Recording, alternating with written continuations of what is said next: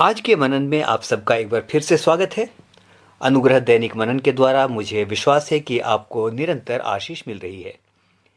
मित्र, आशा है कि आप शाप आधारित विषय पर इस सीरीज के द्वारा लाभान्वित हो रहे हैं। एक बात आपको कहना चाहता हूं, बहुत बड़ी संख्या में आपके जवाब अब आने लगे हैं।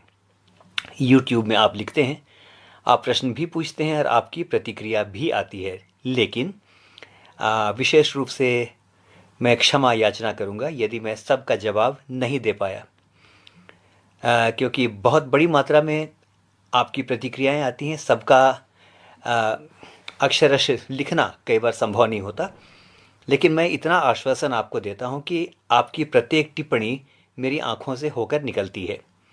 मैं उन्हें देखता हूं, आपके लिए प्रार्थना करता हूं, आप सबों को स्मरण भी करता हूं।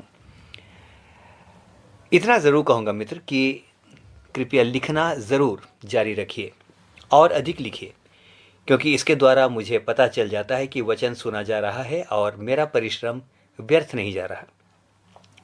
तो चलिए अब चलते हैं आज की मनन की अगली श्रृंखला में। आज हम शाप विषय की 5वीं कड़ी में आ गए हैं। तो चलिए आज के विषय पर आते हैं। आज के मनन का पद है भजन संहिता 109 और उसका 17वां पद। भजन संहिता 109 उसका 17वां पद। यहाँ लिखा है, वह शाप देने में प्रीति रखता था और शाप उस पर आ पड़ा। वह आशीर्वाद देने से प्रसन्न न होता था, सो आशीर्वाद भी उससे दूर रहा। मित्र, इस पद को दोबारा पढ़ूंगा, ध्यान से सुनेंगे। भजन संहिता 109 उसका 17 ऐसा लिखा है, वह शाप देने में प्रीति रखता था, इसलिए शाप उस पर आ पड़ा। वह आशीर्वाद देने से प्रसन्न न होता था, सो आशीर्वाद उससे दूर रहा। अब इस पद में मित्र एक ऐसे आदमी की चर्चा है जो शाप देने में प्रीति रखता है, यानी जिसको शाप देने में बड़ा मजा आता है या जिसकी आदत है शाप देना। यानी ये एक ऐसा आदमी है जिसकी चर्चा आज के पद में की गई, जो दूसरों को शाप देता है, बात बात में दूसरों को बुरा कहता है। इसीलिए वचन के अनुसार शाप उस पर आ पड़ता है। यानी यदि कोई शाप देने में प्रीति रखता है तो वचन बताता है कि उस पर भी शाप आ पड़ेगा। मित्र, ये बहुत ही सीरियस बात है। क्या आपने किसी ऐसे मनुष्य को देखा है जो कभी भी किसी के लिए अच्छा नहीं कहता? कुई कुई टाइप का आदमी होता है ना, कभी प्रशंसा नहीं करता, कभी किसी को दुआ नहीं देता,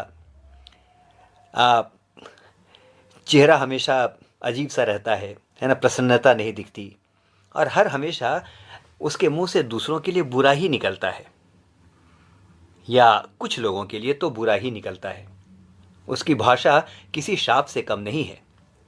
जैसे, अरे मरता क्यों नहीं है वो, उसको तो खुदा ही समझे, उसको तो खुदा ही नाश करेगा, देख लेना, मैं कह देता हूं कभी उसका भला ना होगा। बार बार बीमार पड़ता है, ठीक है, इस बार तो बचेगा नहीं, ये मैं कह देता हूं, इत्यादि। मित्र, बहुत लोग इस प्रकार की भाषा का उपयोग करते हैं। तो आज का वचन ये बताता है कि जो शाप देता है, बेवजह दूसरों के लिए बुरा कहता है, अंत में शाप उसी पर आ पड़ता है।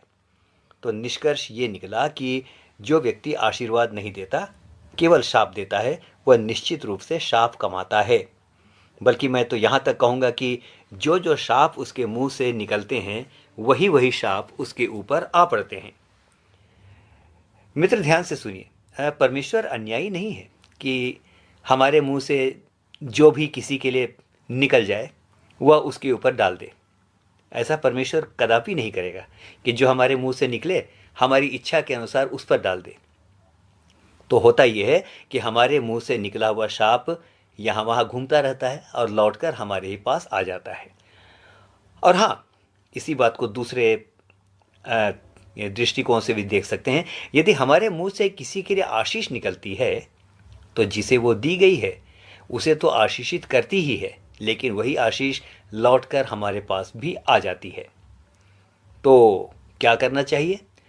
वचन पहला पत्रस 3 उसके 9 में कहता है, बुराई के बदले बुराई मत करो और न गाली के बदले गाली दो, पर इसके विपरीत आशीष ही दो, क्योंकि तुम आशीष के वारिस होने के लिए बुलाए गए हो। माना कि हमको आपको कोई पसंद नहीं है, या शायद किसी ने हमारा बहुत बुरा भी किया होगा, लेकिन मित्र यदि हम चाहते हैं कि आशीष हमको मिलती रहे तो बहुत अच्छा होगा हम किसी को शाप न दें, आशीष ही दें, और हम देखेंगे कि हमारा जीवन भी आशीषों से भर जाएगा। Bless others to be blessed. मित्र आइए अब इसी पहलू को, अब इसी बात को हम क्लिनिकल साइकोलॉजी या मेडिकल दृष्टिकोण से भी देखते हैं कि शाप देने वाले का या निरंतर बुरा कहने वाले का क्या हाल होता है, मानसिक रूप से और शारीरिक रूप से। अभी अभी हमने भजन संहिता 109 उसका 17वां पद पढ़ा था।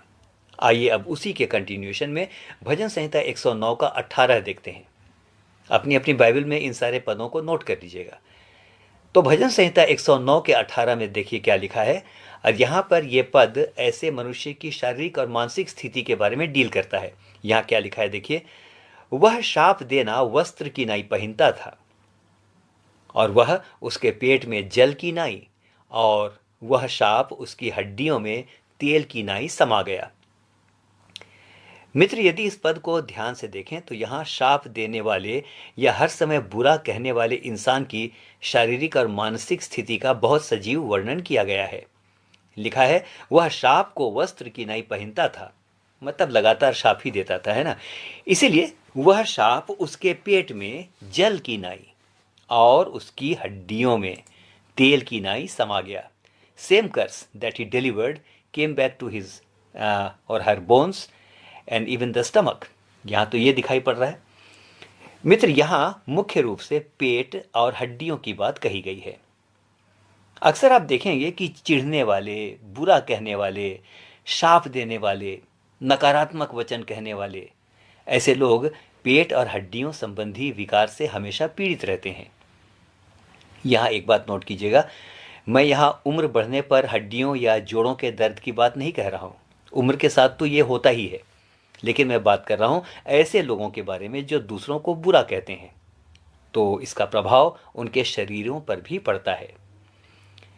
क्यों पड़ता है? क्योंकि ऐसा इंसान हमेशा चिढ़ता रहता है। अब कल्पना करें कोई हर समय चिढ़ा हुआ रहेगा तो ये अवश्यंभावी है कि वह पेट और हड्डी ही नहीं बल्कि बहुत सारी व्याधियों का शिकार हो जाएगा, क्योंकि मन प्रसन्न नहीं है। ओके, तो मित्र बहुत ज़रूरी है कि हम बेवजह तो क्या, सुनिएगा, बहुत ज़रूरी है कि हम बेवजह तो क्या, वजह होने पर भी किसी को शाप ना दें, क्योंकि वचन ऐसा ही कहता है। आइए इसी बात को कुछ और गहराई से देखें। मत्ती 15 उसके 18 में स्वयं यीशु ने कहा, पर जो कुछ मुंह से निकलता है वह मन से निकलता है। दोबारा पढ़ूंगा, मत्ती 15:18। यहां स्वयं यीशु मसीह कह रहे हैं, क्या लिखा है देखिए, पर जो कुछ मुंह से निकलता है वह मन से निकलता है, और वही मनुष्य को अशुद्ध करता है। मित्र यदि मूल ग्रीक में या इस समय कहूँ कि अंग्रेजी भाषा के अंदर अगर आप देखें तो वहाँ पर डिफाइल या अनक्लीन शब्द का प्रयोग किया गया है, लेकिन अशुद्ध शब्द जो यहाँ पर है इसका अर्थ बहुत ही विस्तृत है। यदि ग्रीक में देखेंगे तो अशुद्ध से अर्थ है अपवित्र, व्याधिग्रस्त यानी बीमार, अशुद्ध आत्माग्रस्त इत्यादि। तो मित्र ये कितना इम्पॉर्टेंट है कि हम ये ध्यान दें कि हमारे मुंह से क्या निकलता है। याकूब की पत्री में यदि आप पढ़ेंगे तो लिखा है, एक ही सोते से दो प्रकार का जल नहीं निकलता, खारा जल भी और मीठा जल भी। एक ही सोते से दो प्रकार का जल नहीं निकल सकता, क्योंकि आगे लिखा है, इसी मुंह से हम परमेश्वर की प्रशंसा करते हैं और इसी मुंह से मनुष्यों को जो परमेश्वर के स्वरूप में बने हैं शाप देते हैं। हे मेरे भाइयों, ऐसा नहीं होना चाहिए। ओके, तो हमारे मुंह से एक ही बात निकले, और बहुत अच्छा है कि प्रशंसा और आशीर्वाद की बातें निकले। दुर्भाग्य में भी सौभाग्य कहिए, और परमेश्वर आपके जीवन के सब प्रकार के अभिशाप को आशीषों में बदल देगा। तो आइए अब आज के मनन को समाप्त करते हैं और थोड़ा सा दोहरा लेते हैं। मित्र आज हमने जो सीखा वो ये है कि हम पर आने वाले शापों में से एक शाप इसलिए भी आता है कि शायद हमारे मुंह से ही दूसरों के लिए शाप निकलता रहता है। मित्र आप कहेंगे कि भाई देखो हम ऐसे नहीं हैं, कि मुंह से शाप निकालें। मित्र, शाप का अर्थ मात्र बुरी बात कहना ही नहीं है, मुंह से ही उच्चारण करना नहीं है, लेकिन किसी का विनाश मन ही मन चाहना, किसी से घृणा करना, किसी का भला नहीं चाहना, और थोड़ा अगर आत्मिक सेंस में बोलूं तो कई बार खुदा से प्रार्थना करना कि तू फलाने को सबक सिखा। मित्र, ये भी ठीक नहीं है। कई बार हम प्रार्थना करते हैं उसे बुद्धि दे या सुबुद्धि दे। क्या पता मित्र बुद्धि उसके पास नहीं है या हमारे पास नहीं है। इसलिए बहुत अच्छा ये है कि हम इन बातों में ना पड़ें। कई बार खुदा से प्रार्थना करते हैं ना कि उसको तू अच्छी तरह से सिखा, और जब कुछ होता है तो कहते हैं देखा खुदा ने क्या उसके साथ किया। मित्र, इस समय कहना चाहता हूँ ऐसी प्रार्थना भी नहीं करें तो अच्छा है, क्योंकि मुझे ऐसा लगता है हम कौन होते हैं खुदा को एडवाइस देने वाले। We are no one. अंतिम बात कहूँगा, व्यवस्था विवरण 23 उसके 5 में देखिए वचन क्या कहता है। व्यवस्था विवरण 23 उसका 5 लिखा है, परंतु तेरे परमेश्वर यहोवा ने बिलाम की न सुनी, किंतु तेरे परमेश्वर यहोवा ने तेरे निमित्त उसके शाप को आशीष में पलट दिया। लिखा है, यहोवा ने तेरे निमित्त उसके शाप को आशीष से पलट दिया, इसलिए कि तेरा परमेश्वर यहोवा तुझसे प्रेम रखता था। मित्र, इस घटना की पृष्ठभूमि यह है कि शत्रु पक्ष ने बिलाम नामक भविष्यवक्ता को इसलिए बुलाया था कि वह परमेश्वर के लोगों को शाप दे। उसने शाप भी दिया, लेकिन वचन कहता है परमेश्वर ने उसी शाप को आशीष में बदल दिया। तो ऐसा क्यों हुआ? अभी अभी हमने सुना, क्योंकि लिखा है ऐसा इसलिए हुआ कि तेरा परमेश्वर यहोवा तुझसे प्रेम रखता था। तो मित्र, हो सकता है आप शाप न देते हो, लेकिन एक सवाल पूछ सकते हैं कि भाई यदि कोई मुझे शाप देता ही रहता है तो मुझे क्या करना चाहिए? मित्र, बस एक काम कीजिए, अपना मुंह बंद रखिए, परमेश्वर को अपना मुंह अपने समय पर खोलने दीजिए।